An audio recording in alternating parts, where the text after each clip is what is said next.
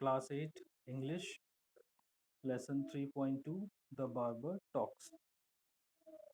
This is entire lesson about the barbers, how they talk, and whenever they just cut anyone's hair, so they continuously speak and just sharing their own incidents, whatever took place in their lives, as well as sometimes they are also putting that incidents that are not happened exactly, but for entertainment, the people are doing like this. So let's see कि इस lesson में जो barber है उसके साथ में क्या घटना घटी और वो अपने कैसे एक्सपीरियंस शेयर कर रहा है. So let's start. Barbers usually talk a lot. They love to talk and talk non-stop while playing their razors and scissors. They go on relating their tales in which the customer has little interest. The poor customer has to keep listening for fear of the sharp razor which is all the time so near his neck.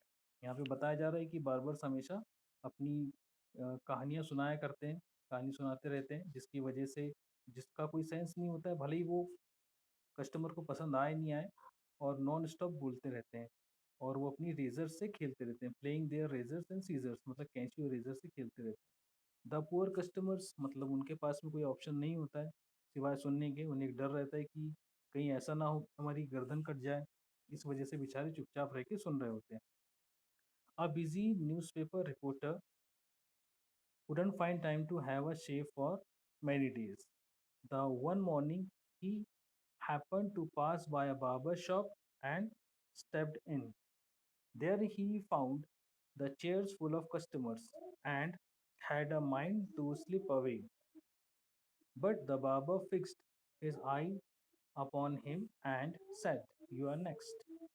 एक बार एक जो newspaper reporter होता है वो काफ़ी busy होता है, तो उसके पास में इतना समय नहीं होता है कि वो जाके बार्बर के पास अपनी शेव करवा सके. तो एक बार वो एक बार्बर की दुकान के सामने से गुजर रहा होता है और वो उसके अंदर जाता है कि मैं अपनी शेव करवा लूँ, लेकिन सारी कुर्सियाँ फुल भरी हुई होती हैं. लेकिन जो बार्बर होता है वो उसे देखता है और यही देखकर कि सारी कुर्सियाँ भरी हुई है, तो वो जो रिपोर्टर है वो वहाँ से बाहर जाने की सोचता है कि मैं यहाँ से चलूँ, लेकिन जो बार्बर होता है उसकी तरफ देख के कहता है कि आप नेक्स्ट हो, मतलब आप अगले हो, यानी उसे बैठने के लिए कहता है. The reporter sank into a hard chair nailed to the wall.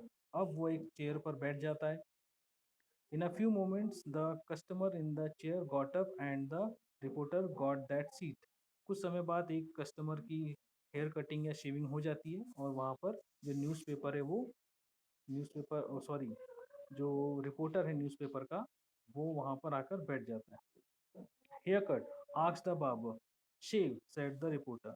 Barber पूछता क्या आपको बाल कटवाने हैं, तो रिपोर्टर कहता है नो शेव, शेव करवाना है.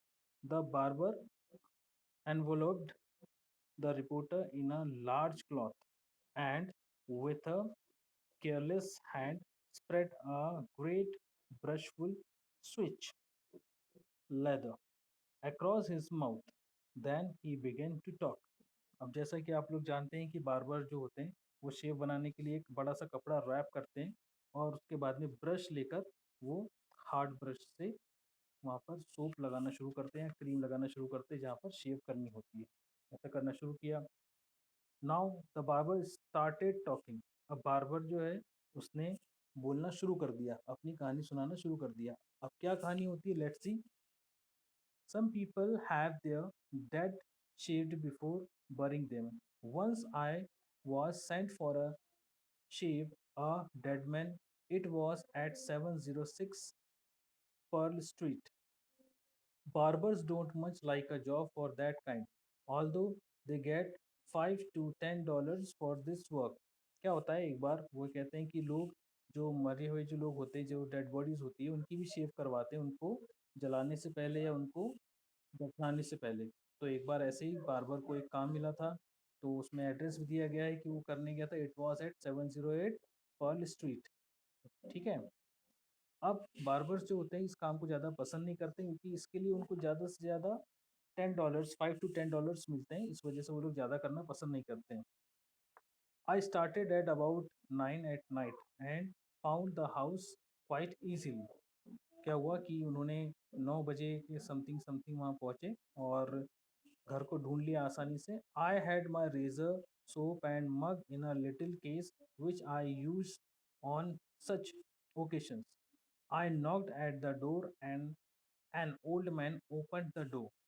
His eyes fell on my case.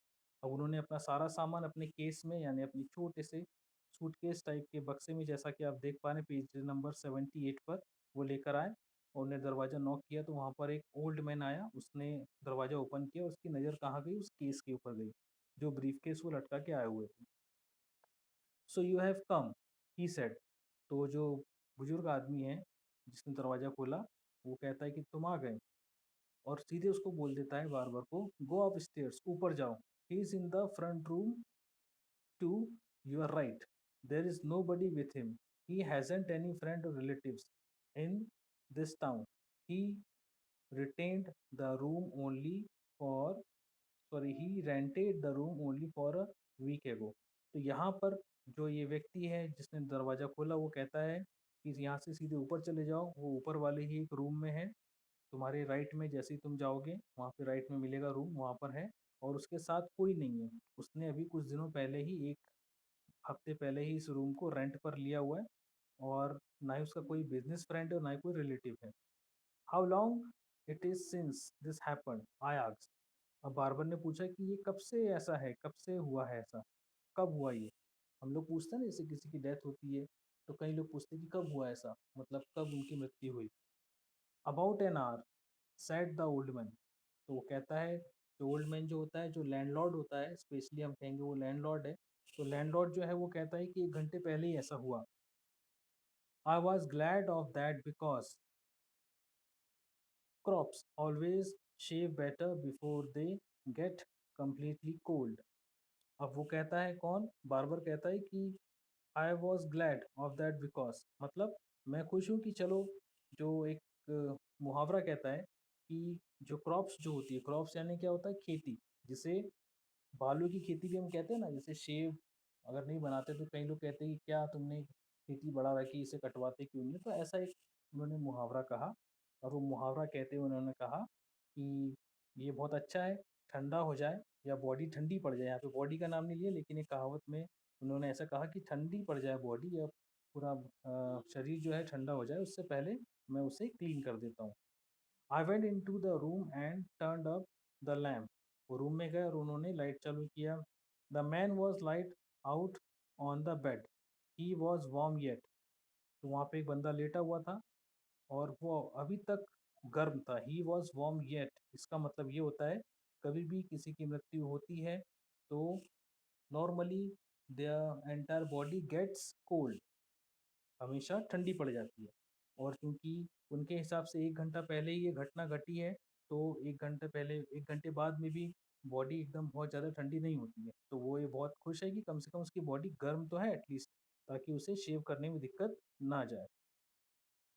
And had about a weeks growth of beard on, मतलब लगभग 1 हफ्ते की बड़ी हुई जो बियर्ड थी उनके चेहरे पे थी, जो बॉडी के पास वो गए थे। I got to work and in about half an hour gave him a nice clean shave. लगभग आधे घंटे में उन्होंने बढ़िया सी क्लीन शेव उनकी करी।